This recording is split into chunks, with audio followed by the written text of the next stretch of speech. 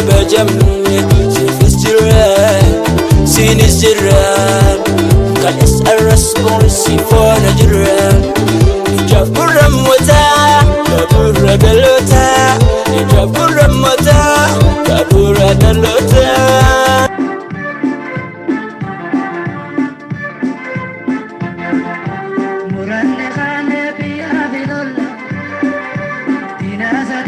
Gaaddisa marii tamsaasaa kallattiidha. Sagantaa waaywataan wajjin hordofuutti jirtan kabajamtoonni qaqqaaliin ilmaan Oromoo nageenyi keenya rabbii guddaa isin biratti haa ga'u jechuudhaan tamsaasaa kallattii malaa fi marii namoota murteessoo ta'an jechuudha haala yeroo irratti haasofsiisuu akkuma itti fufnetti jira. Fakkeenyaaf mee akka fakkeenyaatti dhaabni sun biyya san ni bulcha yoo jenne dhaabni BB sun dhaabni amma badhaadhina jettee amma Oromiyaa san keessatti olii gaddeemu dhaabni sun biyya san ni bulcha yoo jenne dhaabni BB sun dhaabni amma badhaadhina jettee amma Oromiyaa san keessatti olii gaddeemu isin maan sun hin bulchina yoo kan jettu eegeen bulchina jette rakkoo ummata ofii kan Oromoo kan saba Oromoo kana eega rakkinni ummata isiitirra gahe maaliifii dhaabattee ummata saba kiyyatu miidhame jettee maaf mormuu dadhabde?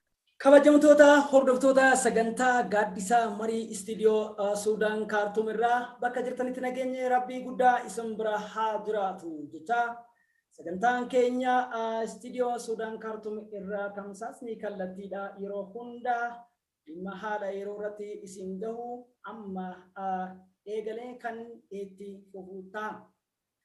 Maan Oromoodha yeroo kanatti hadhaa gabrummaadha buuqachuun qabsoo bilisummaa Oromoo saffisiisaa jirtan hundi keessan galanni keessan bilisummaa yaa ta'u jechuudhaan siyaasa gurguddoo addunyaa Ameerikaa yoo fudhatte Yurooppii yoo fudhatte biyyootuma garaagaraa keessatti bakka hayyoonni piroofeesaroota warri jedhan kuni analyst yookiin xiinxala ittiin taane hin jiru dandeettii seeraatiin akkasumas siyaasa xiinxaluuf tarsiimoo kaa'uu irratti kaleessallee Jawaaris hayyootuma kanneen keessatti guddateeti.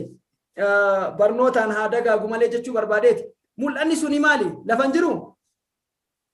Moo malaayikatu Jawaar qofa gubbaadhaa kennee yeroo inni kennu sana moo isaan irraa fagaatanii tarsiimoo kana fufsiisuudhaaf wanni kuni political structure yookiin caasifamni siyaasaa kuni ideoloojiin isaa ideoloojima keessoo qorqalbii ummataatii fi diinaati. Akkasumaami kanarratti waan kana lafaa fuudhanii kaasuu irratti maaltu uummata keenya rakkiseettamee ati? Maali rakkoon jettamee akka gama keetiitti maali jetta?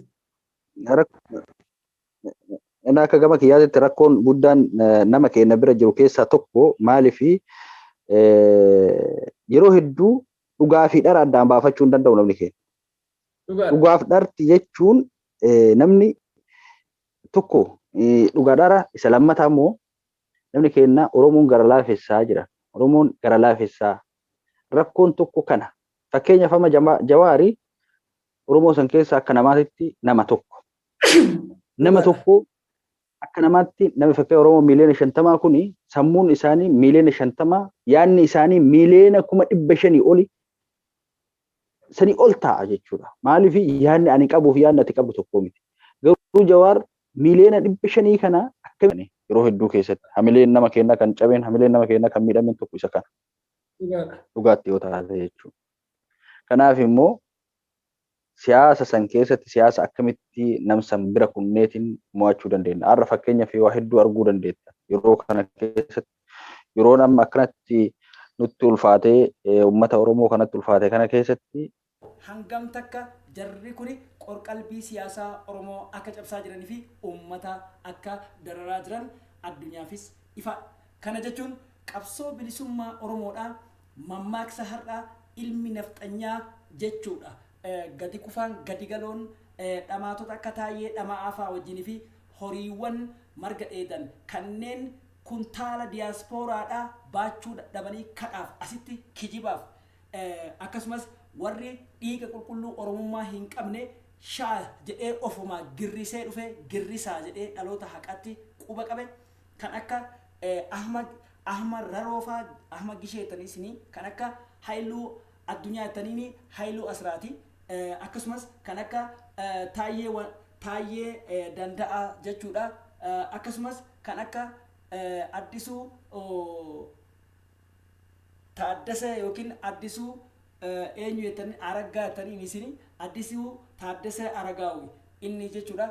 Kanaa fi kan kana fakkaataniin wal qabsiisee arrabsoon kan akka hangaa saattaniin diqaalaa orgobbaasanii fi kan kana fakkaatan as keessatti oomishanii dhugaan saba kanaa badde hayyoonni adda bilisummaa Oromoo mee Koloneel Gammachuu ayyaana namni beeytan jiru.